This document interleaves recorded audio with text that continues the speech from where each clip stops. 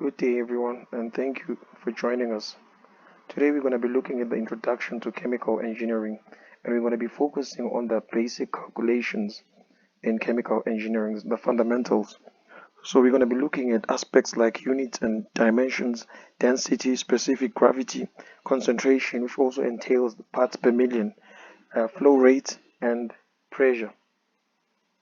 So, we're going to start with this question and just go through it, and then we answer the questions as required. So let's read together.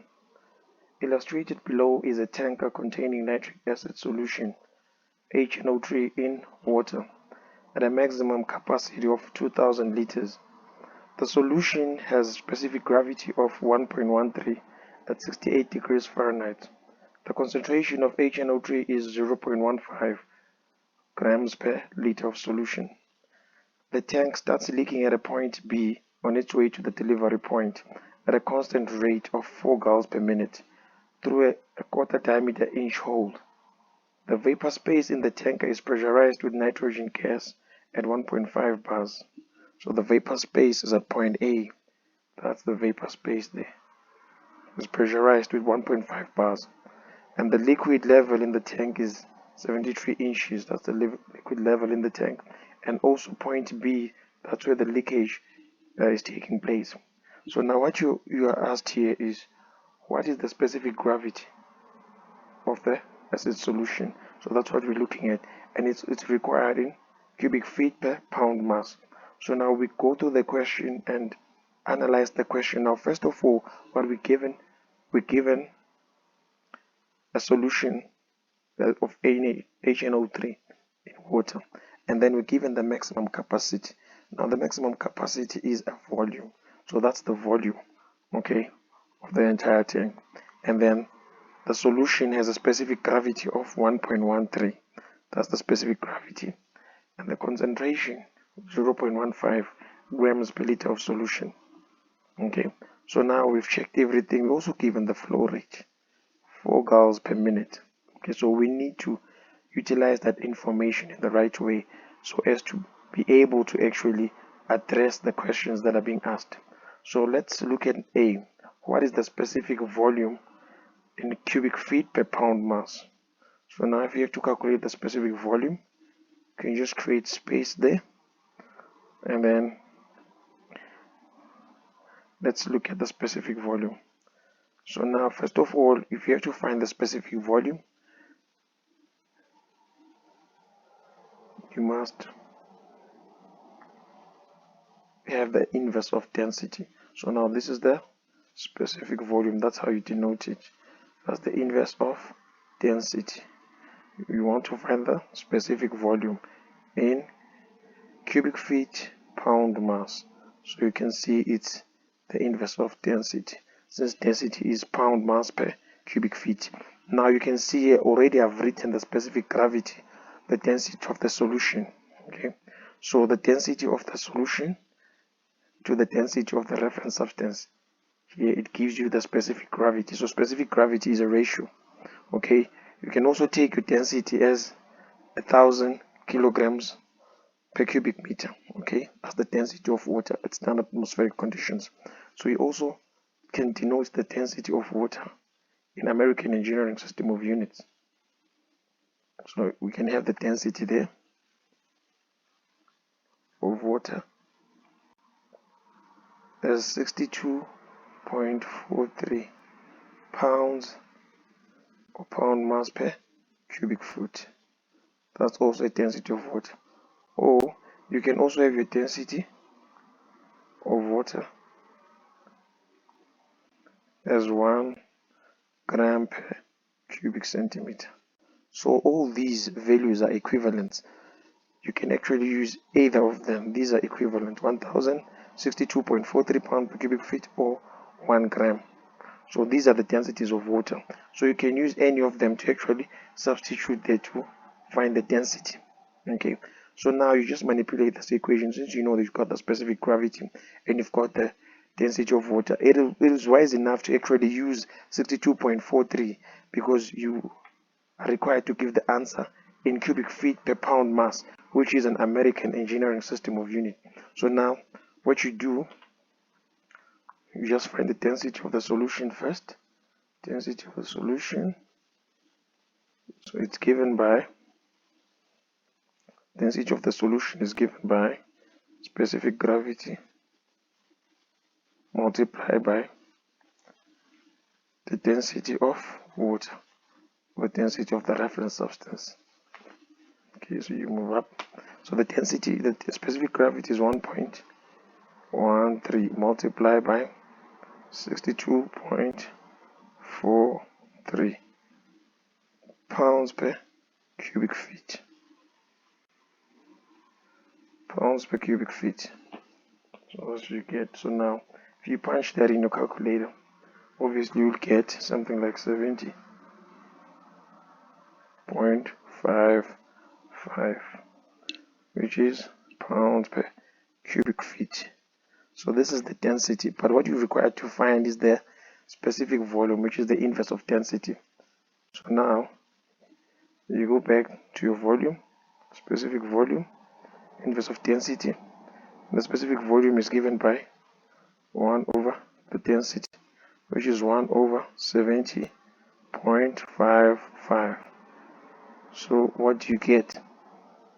Okay, you're gonna get 0.0141. This is cubic feet per pound mass. Cubic feet per pound mass, as required in the question. Okay, so now you've actually found the specific volume. It's volume per mass of the solution. So now we go back and look at that. So now in B, how long in hours will it take the tank to run empty? So now you need to check that. How long will it take in hours for the tank to run empty? So what are they looking for here? They're looking for the time. Okay, so now you check in hours. How long will it take if this leakage here happens constantly with a flow rate of 4 gallons per minute? Okay, so how long will it take for it to run dry? Now you've got the total capacity. Okay, so now what you just need to do is to actually utilize the capacity and the flow rate to get the time. How long will it take to run dry? So let's look at that. Now 4 gallons per minute is a volumetric flow rate. It's a volumetric flow rate. So now you go there. This is P. So you want to know.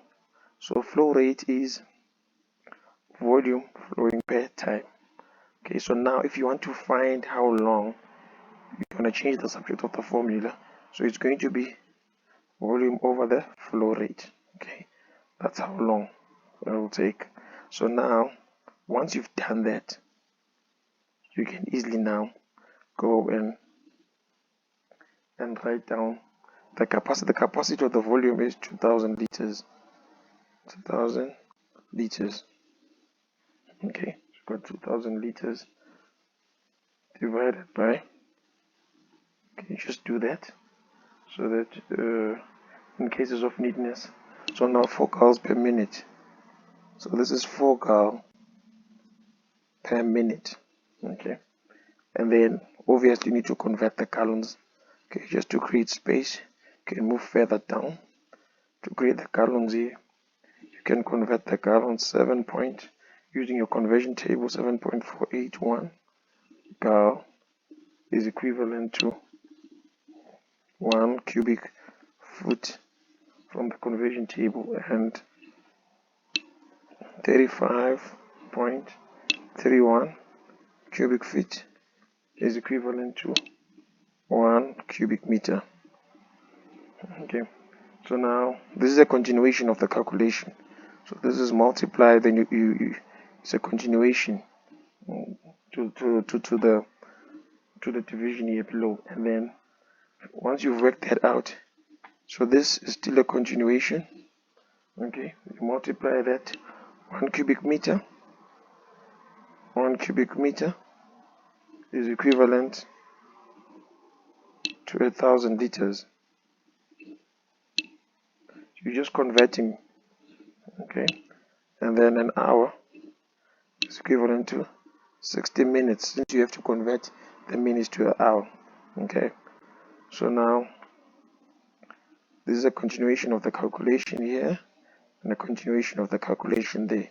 Okay, so once you work that one out, you get 2.2, and hours is what's left. So it's 2.2 hours. So that's how long it will take the tank to run dry. So you can actually see here. Okay, so now if that leakage would persist constantly, then it will take 2.2 hours to actually run dry. So basically that's it.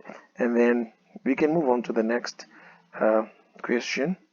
The kinetic energy of the leaking fluid in feet-pound force.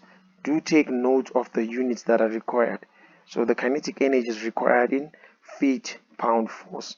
Okay, it's not required in SI units, it's required in American engineering system of units. So how do you get to that stage now? Okay, so let's look at C. Okay, so in feet-pound force. Okay, so now we're going to calculate C and see where that leads us. So let's look at C. So in C, now if you want to find the kinetic energy is equals to half mv squared. Okay, that's your kinetic energy. So now the density. If you want to find the kinetic energy, you must know the mass and the velocity. So first of all, let's find the mass. Our mass is given by density times volume. Okay, density times volume. Now the other thing, you must just make sure that you don't mix up the velocity in this equation with the volume here. Okay, so if you're afraid of confusion, you might just use u for your velocity, half mu squared. Okay, that's just one velocity. Okay, so this one here is the mass. So mass is equivalent to density times volume. Remember that density is mass per unit volume. You just manipulate that equation, and then you've got your mass calculation there. So let's look at that. Okay, density is 70.55 pound mass per cubic foot. Pound mass per cubic foot. And then you've got 2000 liters there. 2000 liters. Okay, you can make a conversion there. So you're gonna have 1 cubic meter over 1000 liters. Okay, and then you can still continue with the calculation we did previously for the conversion. 35.31 cubic feet from your conversion table, so over 1 cubic meter. Okay, so now if you punch that one out and work that one out, it's 49.82.241. Okay, that is pounds or pound mass. So you've got the mass now. If you go back to equation, you have the mass. Now what's left for you to find is the velocity. So you have the mass now here, you need to find the velocity. So now we proceed with the calculation. Now how do we find the velocity? Now we know that the equation of continuity, okay, that is flow through pipes and leakages. You can actually use the equation of continuity. Okay, since in this case we only have one opening or leakage, so this equation is Q is equivalent to cross-sectional area of the hole multiplied by the velocity. Okay, so now you need the velocity, so you just manipulate that equation. So U is equivalent to Q over the cross-sectional area. Now Q is the volumetric flow rate. Volumetric flow rate. We have it, we're given. And then this one here is the cross-sectional area of the hole. Okay, cross-sectional area of the hole. of the leakage.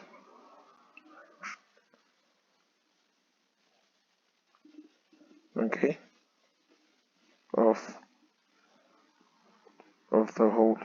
Okay, is the 1/4 inch diameter hole that is being spoken about in the statement. Here it's mentioned the 1/4 inch diameter hole. Okay, that's what they're referring to there. It's here, 1/4 inch diameter hole. Okay, so now let's just go back and finish getting the. So now first of all, if you have to get the velocity, you need to first find the area. You do have a Q, which is your volumetric flow rate, but you do not have the cross-sectional area. However, you are given the diameter, so you can utilize that diameter to find the cross-sectional area of the hole. The cross-sectional area is given by 0.25, which is a 1/4 inch. Okay,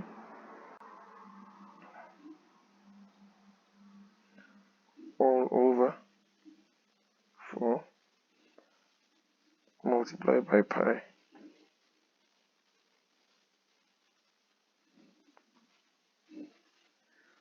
So it's pi d squared all over 4. Okay. So pi d squared all over 4. Here you've got feet per 12 inch. Because you're converting. So this one here is squared. Okay. Yes, that's squared. And then if that is squared, you can actually, you must also square the conversion. So now once you square the conversion, what you will get is somewhat of a very, very small number. So that's how tiny the cross-sectional area of the hole is. 0.000341 feet squared. Okay, so this is the cross-sectional area of the hole. Now I've got the cross-sectional area of the hole, so we can go now and find the velocity. Okay, so now we can start there. The velocity is given by Q over A. Okay, so 4 gallons per minute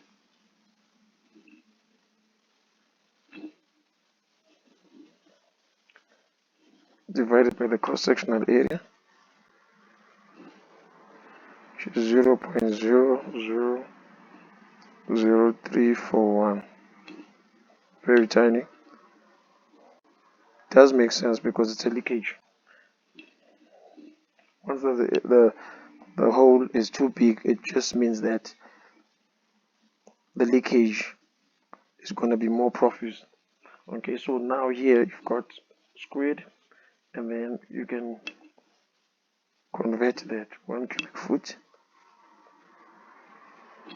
gives 7.481 gallons.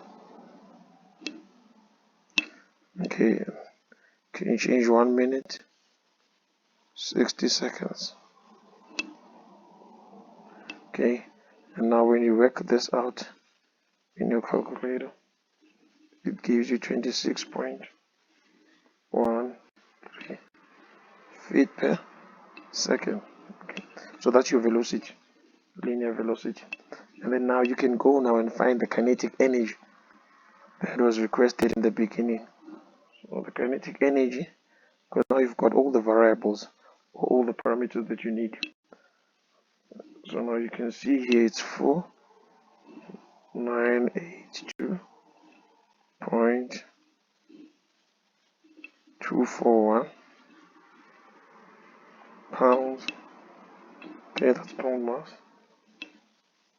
Multiply by the velocity, which is 26.13 feet per second. Okay. And then since it's squared, you square the expression, you square everything here. Okay. Now since the units are required in pound in feet-pound force, you'll need to use the conversion factor. There's what we call the conversion factor, which is GC, okay, so that you can be able to get the unit which have got pound force. Okay, so the continuation of the calculation here. So now you've got, and you must use the inverse of the conversion factor, per second squared over 32.174. Okay, the unit is feet pounds, which is pound mass. Okay, now from there you can punch out everything, which should reduce to 2023.15 feet pound force as required in the question. So this is your kinetic energy in American System Engineering of Units. You can see here. So if you go back, you can see now, just wait for it to actually load. You can actually see that you've got feet pound force. So you got the answer in feet pound force. So now proceeding with the question, in D, they want us to find the total mass of the tanker with the contents is 85 tons. How much does the empty tanker weigh in tons? So you're going to assume that a ton is equivalent to 2,000 pounds. Okay, is the 2,000 pound mass. So that's what you're going to get. You want the weight of the empty tanker. So how do you deal with that? Okay, now I mean this just requires more logic than even engineering. Okay, so now since you've got everything sorted, so now how much do you need, okay, to actually get the mass of the empty tanker? Okay, so let's look at this together. Now this is KT, so the mass of the tank and contents, mass of the tank and contents, it's 85 tons, so including the contents. So now we can say mass of the tank is given by mass of the tank and contents subtract mass of the empty tank. Mass of the tank contents subtract mass of the contents. Okay, so now mass of the contents, it's here, this is mass of the contents, sorry. So mass of the tank with the contents, mass of the tank with the contents, subtract the mass of the contents, you get the mass of the tank. Okay, I think that's clear. So you just need to convert and make sure that the units are uniform, mass of the contents and the mass of the tank together with the contents. So now you can go back and do your unit conversion for mass of the contents, because we do have, there's the 4982.241 that we calculated. Okay, so this is the mass of that particular solution. Okay, so now that's 1 ton. So what we were told is equivalent to 2,000 pounds. Okay, so now what do we get there? We get 2.49 tons. So moving on, now we substitute in the equation. So mass of the tank, mass of the tank with the contents is 85 tons. Subtract mass of the contents. Mass of the contents is 2.49. Okay, and then what do we get? 82.51 tons. And that's it. So that's the mass of the empty tanker as required. Okay, so now if you've subtracted the contents, that's what you will get, the mass of the empty tanker. Okay, so now let's go back and look at E. Okay, let's go and look at number E. Okay, we can just, so let's look at E here. Express the concentration of nitric acid in H2O. So that's what they want you to express. Express the concentration of nitric acid in H2O in parts per million. So now how do you express that concentration? Okay, in parts per million, because you are given the concentration here, but it's mass of solute per moles of solution per volume of solution.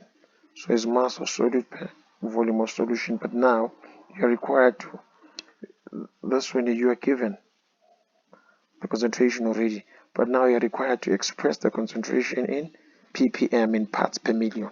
Okay, so how do we do that? Okay, that's very key, because sometimes you will find that some different concentrations are actually displayed in different ways. They can be displayed with the use or the aid of composition percentages. It can be parts per million, parts per billion, depending on the availability of that particular solid in that solvent. Okay, because the parts per million, normally we use them for minute quantities. Okay, so now if you've got just a tiny bit of that particular solid that is dissolved in the solvent, then you use parts per million. So let's look at that. So now you can see now in E, how do we express these 2 parts per million? Okay, ppm. How do we do that? So we've got the concentration 0.15 grams. So this is grams of nitric acid per liter of solution. And then you've got the density. You can use the density, you divide by the density. So it's 70.55. That's how you do it. You divide by the density so that you can convert it to express it in mass per mass. So a pound is equivalent to 5, that's from your conversion table, 53.6 grams.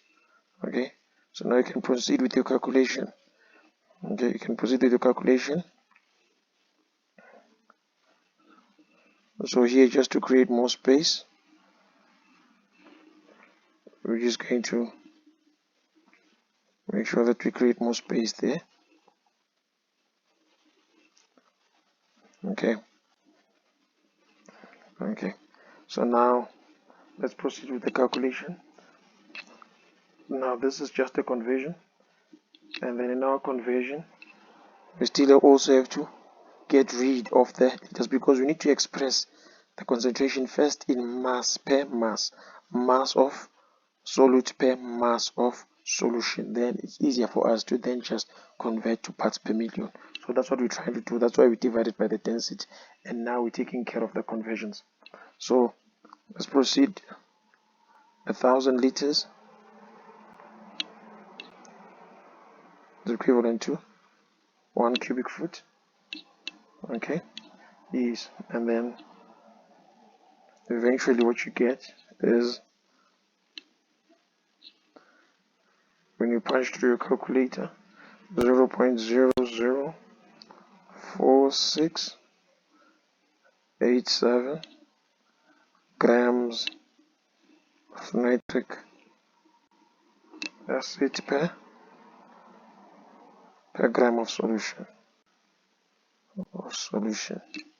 Okay, then you just multiply this by a million.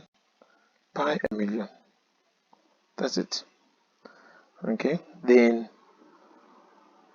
once you do that, you can easily now see you're going to have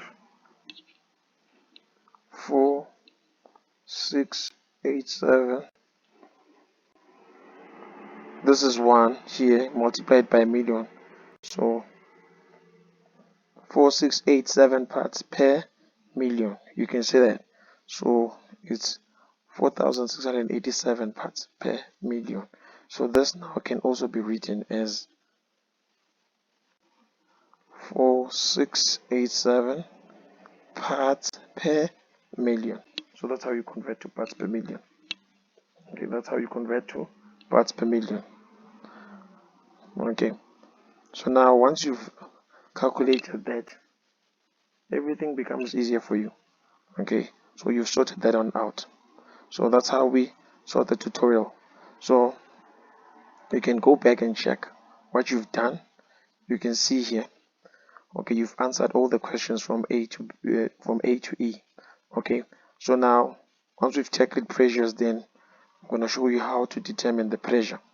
Okay, so that's it for today. Thank you for now and have a wonderful day.